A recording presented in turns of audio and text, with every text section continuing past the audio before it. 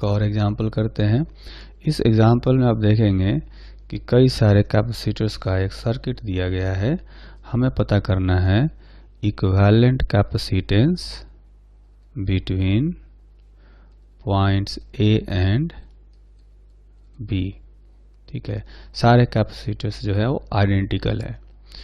तो इसमें हम लोग क्या करेंगे, मेथड ऑफ सिमेट्री अप्लाई करेंगे, जो हमने रेजिस्टर वाले केस में सीखा था, मेथड ऑफ सिमेट्री। उस कॉन्सेप्ट को अप्लाई करेंगे। तो वो कॉन्सेप्ट ये था कि divide the circuit in two identical parts such that each part is mirror image of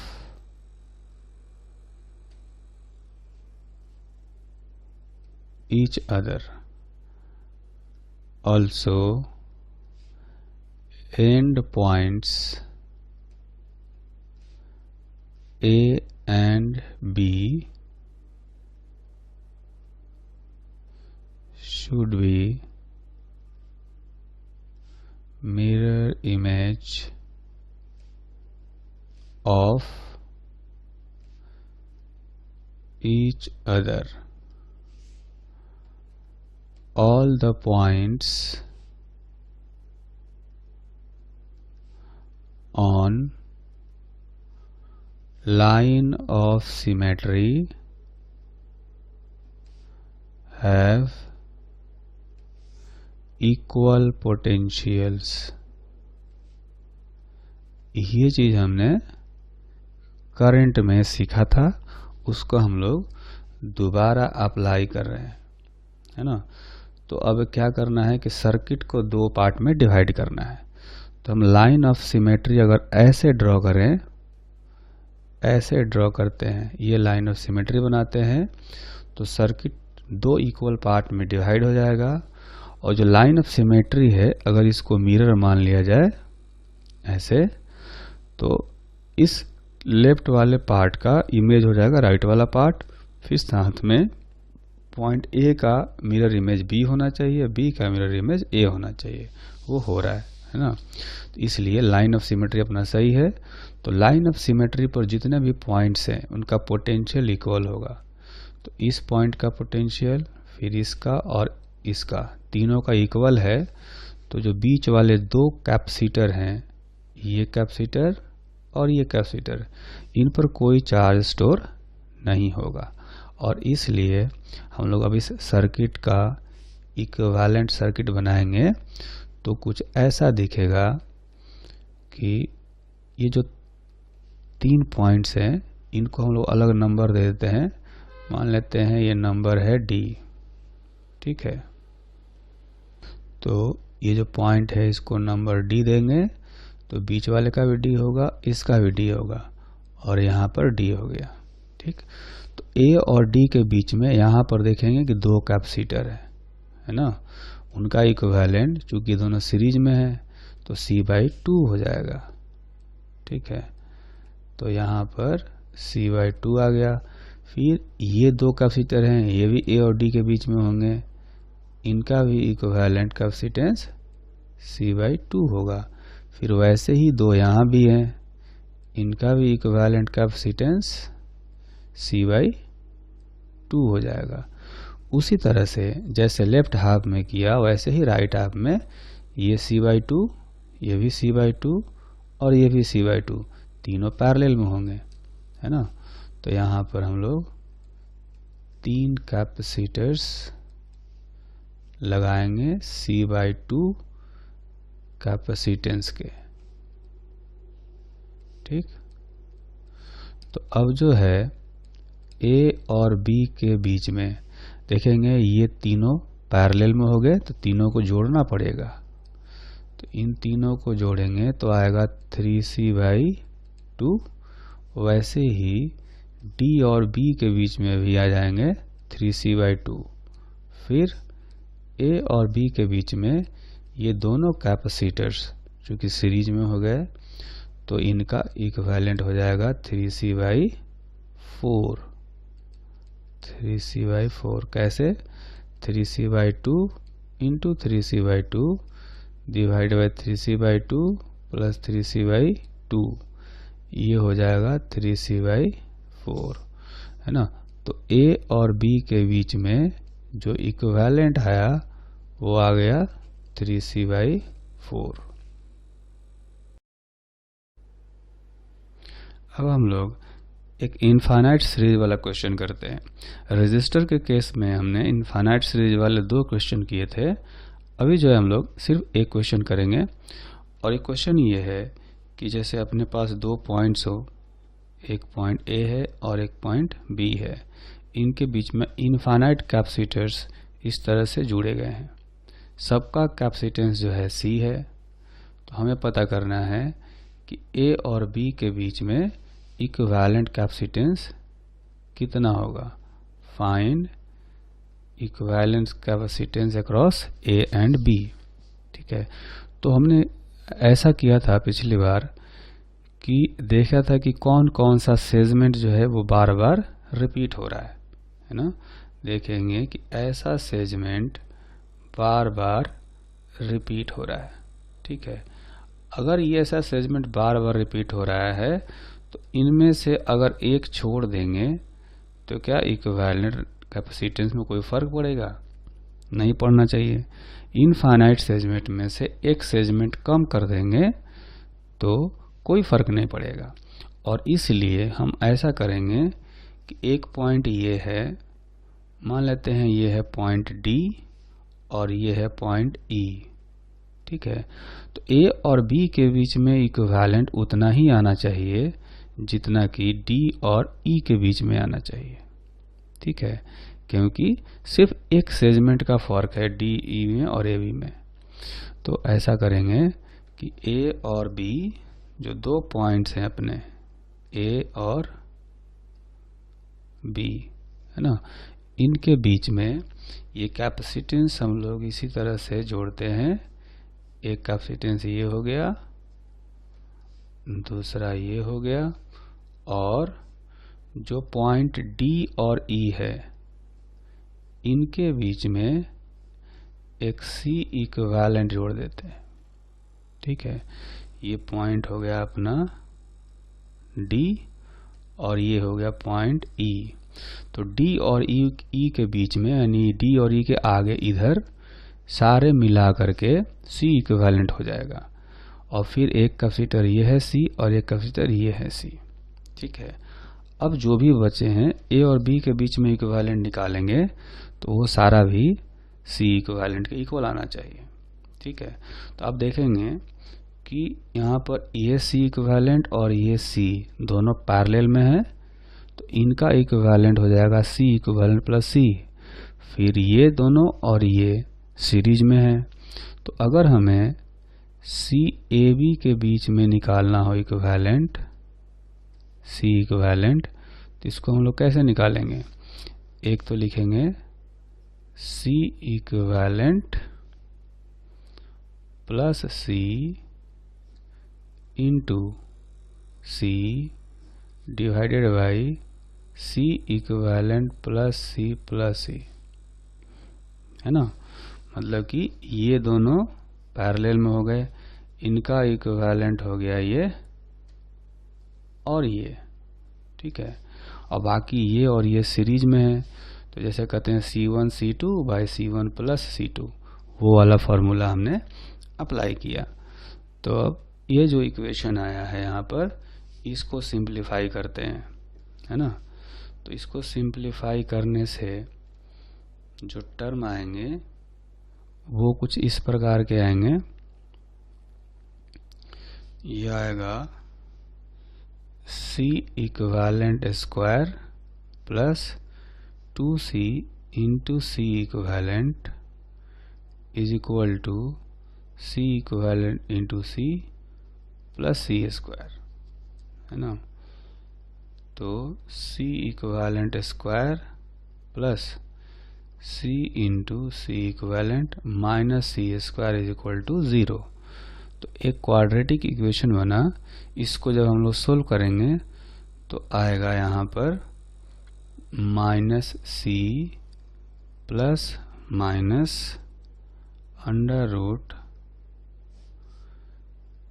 B square plus 4a into C square divided by 2। ठीक, तो इसमें से चूंकि निगेटिव साइन हमें हटाना पड़ेगा क्योंकि कैपेसिटेंस का भी निगेटिव नहीं होता है। तो ये आ जाएगा इधर से, ये हो जाएगा root 5c minus C divided by 2, है ना। तो सी इक्विवेलेंट का वैल्यू हो गया root 5 minus 1 into C by 2। ठीक है, तो ये इस इनफाइनाइट सीरीज का इक्विवेलेंट कैपेसिटेंस इतना आ गया। एक और आखिरी एग्जाम्पल करते हैं इक्विवेलेंट कैपेसिटेंस पर बेस्ड। ठीक है, अब देखेंगे यहाँ पर कि ए और बी के बीच में टोटल 5 कैपेसिटर दिए गए हैं। इनके बीच में इक्विवेलेंट कैपेसिटेंस निकालना है। Find equivalent capacitance across A B. अब इस क्वेश्चन में खास बात यह है कि ये देखने में व्हीटस्टोन ब्रिज है, लेकिन ये बैलेंस्ड व्हीटस्टोन ब्रिज नहीं है ना। क्योंकि आप देखेंगे कि यहाँ पर 4 माइक्रोफैराड है, इसके जस्ट ऊपर 2 है, यहाँ पर नीचे 2 है, ऊपर वाले पर 4 है। ठीक है, तो ये बैलेंस व्हीटस्टोन ब्रिज नहीं है, लेकिन एक अलग तरीके की सिमेट्री है इसमें। सिमेट्री ये है कि ये 4 माइक्रोकूलम है तो यहाँ भी 4 है, यहाँ 2 है तो यहाँ भी 2 है। ठीक है, तो ऐसा मान लेते हैं कि हम लोग पहले इसको एक बैटरी से जोड़ेंगे। बैटरी से जोड़ने के बाद देखेंगे कि यहाँ से जो भी करंट गया होगा, बैटरी से जो चार्ज गया होगा, वो चार्ज 2 पार्ट में बट जाएगा यहाँ पर, और 2 माइक्रोफैराड वाले पर अगर इस पर आता है Q1 चार्ज, है ना, इसको चार्ज को कह देंगे Q1, इस पर आएगा प्लस और इधर आएगा माइनस, तो इस पर चार्ज मान लेते हैं Q2 है, इधर प्लस और इधर माइनस। तो उसी तरीके से हम कह सकते हैं, चूंकि ये 4 है और इधर वाला भी 4 है, तो इस 4 वाले पर भी Q2 चार्ज होगा, इधर प्लस और इधर माइनस। ठीक है, ये होगा। और ये 2 माइक्रोफैराड वाले पर इस पर Q1 होगा, तो इस पर भी कहेंगे कि Q1 चार्ज होगा, यहाँ पर प्लस और इधर माइनस।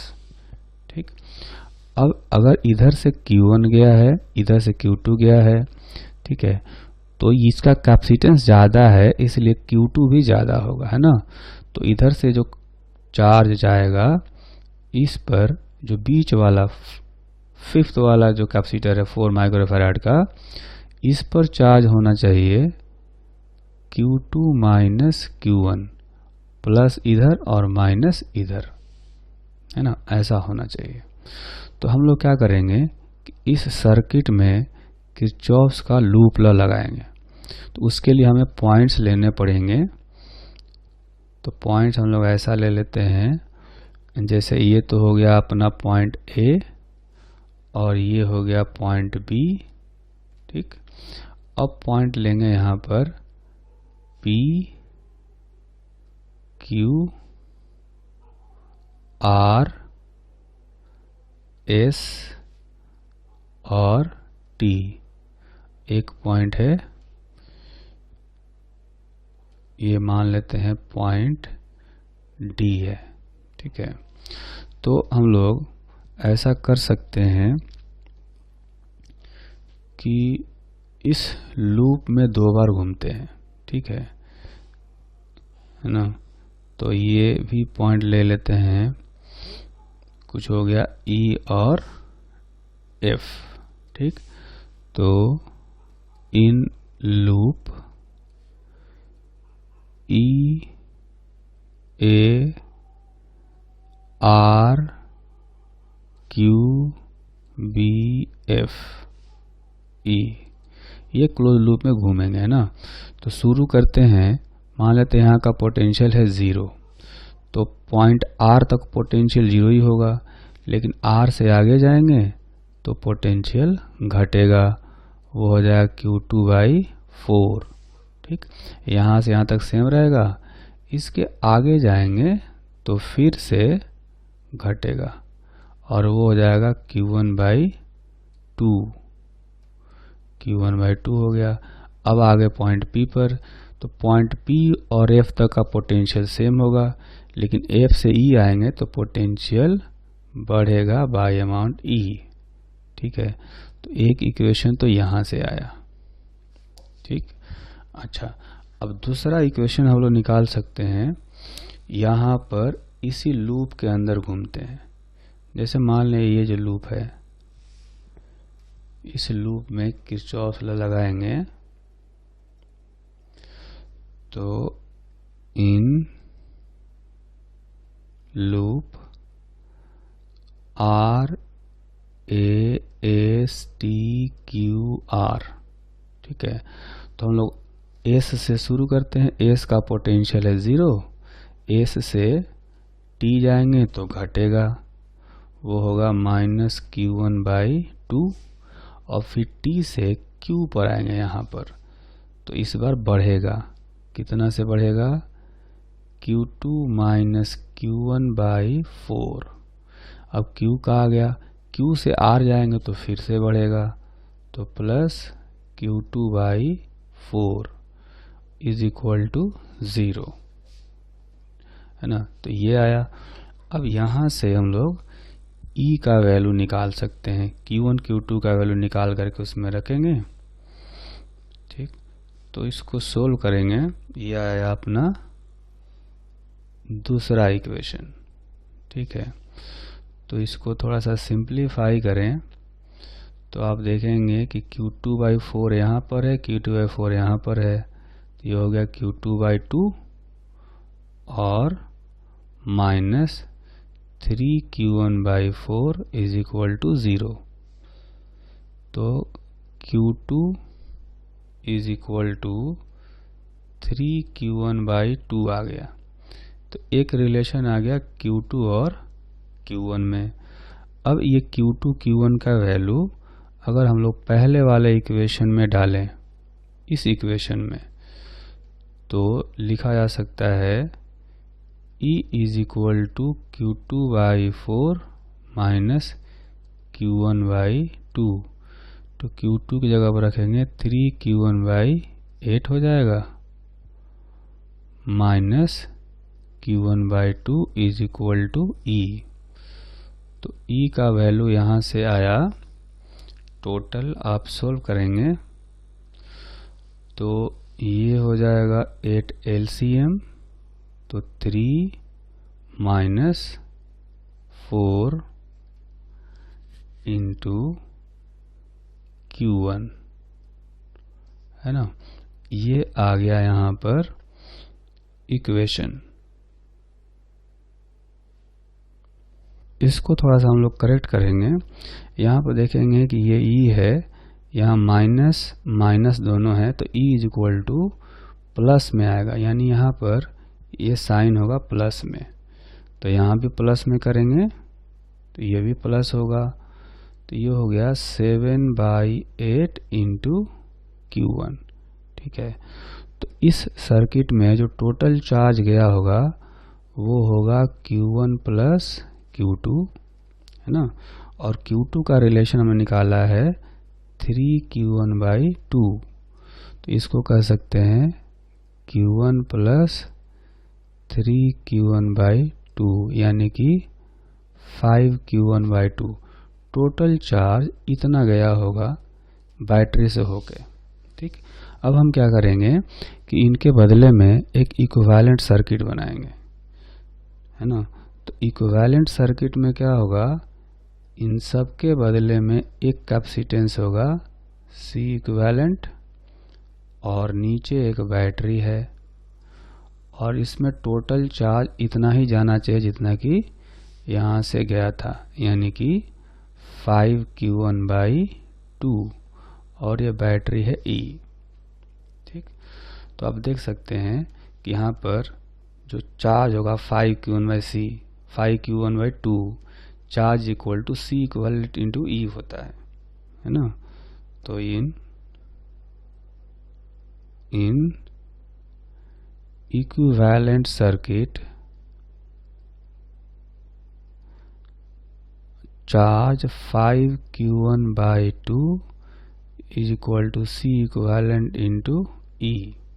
ठीक है, अब यहाँ पर C इक्विवेलेंट, E का वैल्यू जो हमने यहाँ कैलकुलेट किया है वहाँ से रख देते हैं, तो ये आएगा 7/8 Q1। तो देखेंगे कि जो Q1 है ये कैंसिल हो गया, ये Q1 कैंसिल हो गया, तो C इक्विवेलेंट का वैल्यू हो गया, ये 2 से 4 भी कैंसिल हो जाएगा, है ना। तो C इक्विवेलेंट का जो वैल्यू आएगा वो आ जाएगा 20/7।